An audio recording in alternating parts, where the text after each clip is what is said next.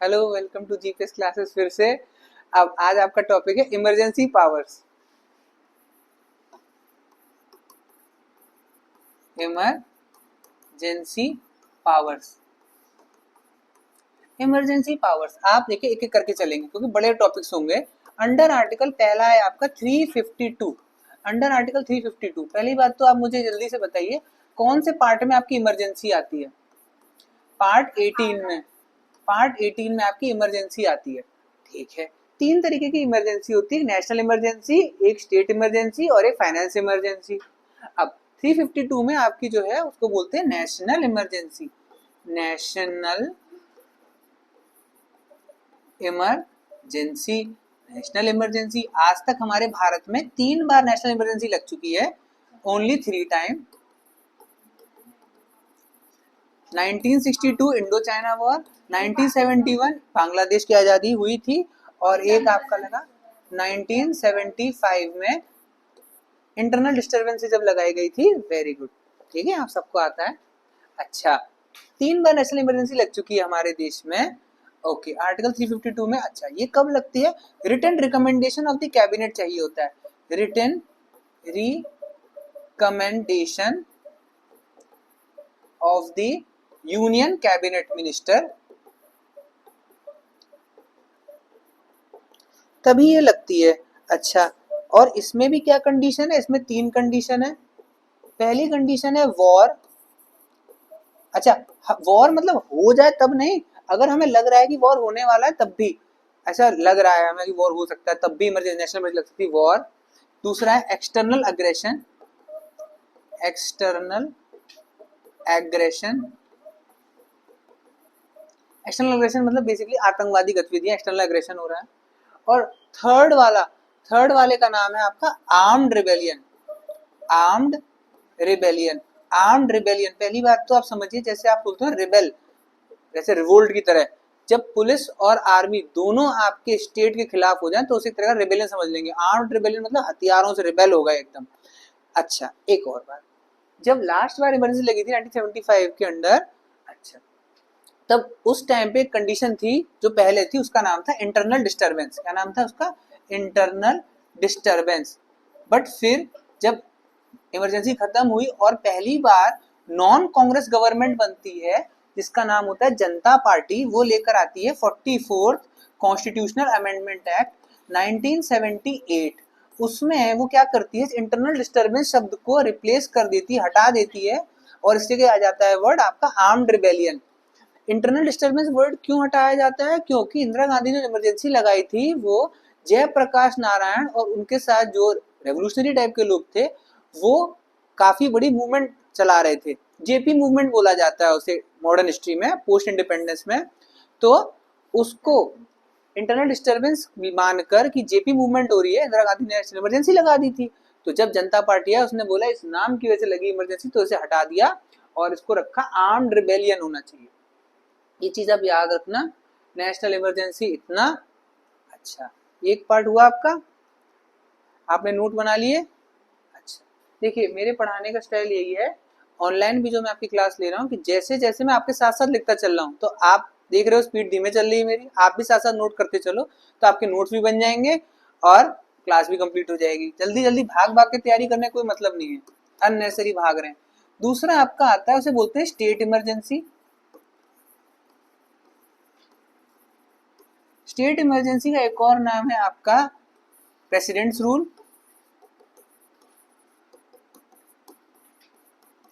और एक और नाम है इसका कॉन्स्टिट्यूशनल इमरजेंसी।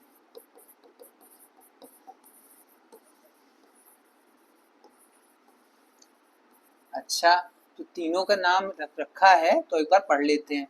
और ये किस आर्टिकल के अंडर है? ये है आपका आर्टिकल नंबर 356। अंडर आर्टिकल 356 याद रहे, पहला वाला क्या था आपका 352 नेशनल इमरजेंसी, उसमें +4 कर दो हो जाएगा 356, मतलब स्टेट इमरजेंसी, उसमें फिर +4 कर दो 360, आपका finance emergency. State emergency, national emergency, इस +4 करके अगर आप कर लोगे आपका काम बन जाएगा। अच्छा, स्टेट इमरजेंसी क्यों बोलते हैं? क्योंकि ये एक पर्टिकुलर किसी स्टेट में लगाई जाती है, इसलिए इसे स्टेट इमरजेंसी बोलते हैं। पहली बात तो ये हुई। दूसरी चीज है प्रेसिडेंट रूल क्यों बोलते हैं? प्रेसिडेंट रूल इसलिए बोलते हैं क्योंकि इसमें प्रेसिडेंट सारी पावर अपने आप हाथ में ले लेगा और जो वहां के काउंसिल ऑफ मिनिस्टर हैं उनको डिसॉल्व कर देगा। वहां जो सेशन चल रहा होगा उनको बोलेगा अब आप घर जाओ, ठीक है, अब सारा मैटर मैं अपने हाथ में ले रहा हूँ। कॉन्स्टिट्यूशनल इमरजेंसी क्यों बोलते हैं इसको? क्योंकि जब वहां पर break down of constitutional machinery हो जाए, कॉन्स्टिट्यूशन ढंग से काम ना कर रहा हो, तब ये लगता है constitutional break down of constitutional machinery.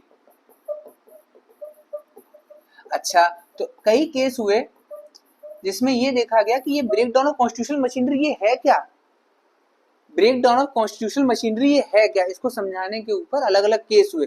क्योंकि आपको मैं बता दूं सबसे ज्यादा स्टेट इमरजेंसी जो प्रेसिडेंट रूल लगा है वो बिहार में लगा था। हर दिन हर महीने लग जाता था वहां पे प्रेसिडेंट रूल स्टेट इमरजेंसी, कोई सरकार टिक ही नहीं पा रही थी। तो एक केस हुआ था, उस केस का नाम था एस आर बोमई केस। क्या नाम था? S R Bommai case. S R Bommai case में ये बोला गया, अच्छा सुनो, break down of constitutional machinery पर आ गए। Break down of constitutional machinery पे ये बोला गया कि भाई कॉन्स्टिट्यूशन ढंग से काम नहीं कर रहा है, इसलिए राष्ट्रपति को ऐसा लगा गवर्नर की रिपोर्ट पे कि यहाँ पर स्टेट इमरजेंसी हम कर देनी चाहिए। तो फिर उसने बोला भाई गवर्नर तो तुम्हारा एजेंट है, गवर्नर तो प्रेसिडेंट या जो यूनियन है उसका एजेंट है, वो तो बोलेगा ही कि यहाँ लॉ एंड ऑर्डर काम नहीं कर रहा है अगर आपकी अपोजिट पार्टी की सरकार है। अच्छा, तो अब जब मन करेगा तब आप यूनियन गवर्नमेंट मोदी जी सरकार हटा देंगे और इजी कर दें। चलो, अभी वेस्ट बंगाल में ममता बनर्जी है मुख्यमंत्री, यहाँ से मोदी जी भाजपा के हैं, वो तृणमूल कांग्रेस टीएमसी की है। मोदी जी चाहते थे कि वो वहां पे भाजपा सरकार आ जाए, टीएमसी में ममता बनर्जी वो डटी रही, खड़ी रही, खेला होबे कर गई वो, है ना। अच्छा, तो मोदी जी चाहते तो गवर्नर की रिपोर्ट मंगवा लेते और बोल देते कि यहाँ पे break down of constitutional machinery हो गई है, यहाँ पे बहुत लॉ एंड ऑर्डर इश्यू हो रहा है, यहाँ पे बहुत दंगे फसाद हो रहे हैं, तो हम इमरजेंसी लगवा के ममता बनर्जी को हटा रहे हैं और अपना रूल लेकर आ रहे हैं। कर सकते थे। अच्छा, ये पहले होता था, ऐसा बहुत होता था, पर अब ये केस हुआ था आपका एस आर बोमई केस हुआ था। ना तो इस केस की डेट आपके लिए इंपॉर्टेंट है, ना तो ये इंपॉर्टेंट है कि S R Bommai case versus union of India या वर्सेस स्टेट ऑफ केरला, ये भी इंपॉर्टेंट नहीं है।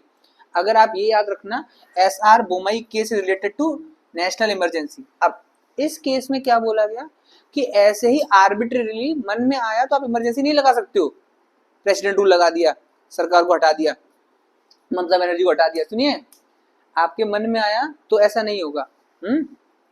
आप क्या करोगे? एस आर बोमई केस ने बोला अगर वहां पर उस सरकार में जो मुख्यमंत्री है उसके पास अगर मेजोरिटी है, मेजोरिटी ऐसी कि फ्लोर टेस्ट करवा दिया उसने on the floor of the house, वो कह रहा है कि भाई मेरे पास इतने विधायक हैं, इसका मतलब कॉन्स्टिट्यूशनल मशीनरी का ब्रेकडाउन नहीं हुआ है, आप नहीं लगा सकते। एस आर बोमई केस में क्या हुआ था? Majority will be tested on the floor of the house, on the floor of the house। अगर आपके पास विधायक हैं इतने तो आप मतलब कोई ब्रेकडाउन नहीं हुआ है। एक कंडीशन ये रखी थी एस आर बोमई केस में। अच्छा, एक कंडीशन और है ब्रेकडाउन कॉन्स्टिट्यूशनल मशीनरी में, जिसमें अगर चीफ इलेक्शन कमिश्नर ये रिपोर्ट पब्लिश कर दें, चीफ इलेक्शन कमिश्नर ये रिपोर्ट दे दें कि भाई हम यहाँ पे चुनाव नहीं करवा पा रहे हैं, यहाँ पे बहुत दंगा फसाद हो रहा है, बहुत लड़ाई झगड़ा हो रहा है, हम यहाँ चुनाव नहीं करवा पा रहे हैं, तो भी आप प्रेसिडेंट रूल लगा सकते हो। Chief election commissioner submits report to the president that it is not possible to conduct elections, या इसको अलग भाषा में बोलते हैं break down of law and order.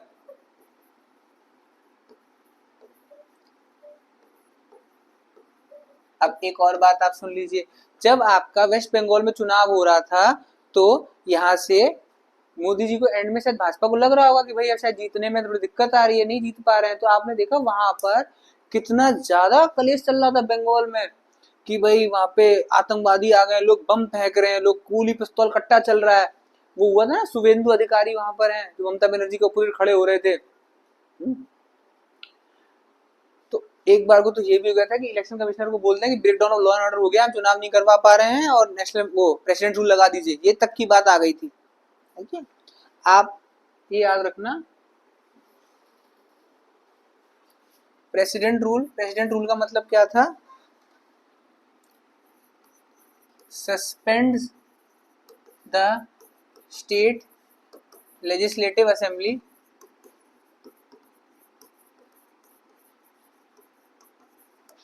Suspend या dissolve the state legislative assembly. घर जाओ, सब छुट्टी हो गई। ठीक है, ये एक आपका बेसिक ओवरव्यू है स्टेट इमरजेंसी का। याद रहे, क्वेश्चन मुझे यूपीएसआई में दिखा था, सबसे ज्यादा स्टेट इमरजेंसी आज तक के स्टेट में लगी है, वो था आपका बिहार। अच्छा, आप लोगों से कमेंट सेक्शन में मेरा एक क्वेश्चन है, आप लोग जल्दी से मुझे बता देना कमेंट सेक्शन में कि चीफ मिनिस्टर कमिश्नर का आर्टिकल नंबर क्या है। ठीक है, बहुत इजी क्वेश्चन है ये तो। ओके, अगला टॉपिक करें, आपने नोट किया, पता था ये सब आपको? वेरी गुड यार। अगला आया आपका, अगला क्या आया आपका? Financial emergency. आज तक हमारे भारत देश में फाइनेंशियल इमरजेंसी नहीं लगी है। फाइनेंशियल इमरजेंसी का आर्टिकल क्या है? पैसा कैसा होता है? गोल गोल। आर्टिकल क्या है? 360 गोल गोल। ठीक है, आज तक हमारे देश में फाइनेंशियल इमरजेंसी नहीं लगी है, इतना बहुत है आपके लिए जानने के लिए। इसमें आप ज्यादा डीप मत जाना, इसमें आपके सारे क्वेश्चन हो जाएंगे जितना मैंने आपको बताया। एक एसआर बोमई केस मत भूलना आप। अच्छा, ये आपका कौन सा टॉपिक कंप्लीट हुआ? ये आपका टॉपिक कंप्लीट हुआ आपका इमरजेंसी पावर का एक बेसिक ओवरव्यू आपका कंप्लीट हुआ है। अब आप कोई बुक पढ़ोगे तो आपके लिए इजी रहेगा। ठीक है, थैंक यू वेरी मच।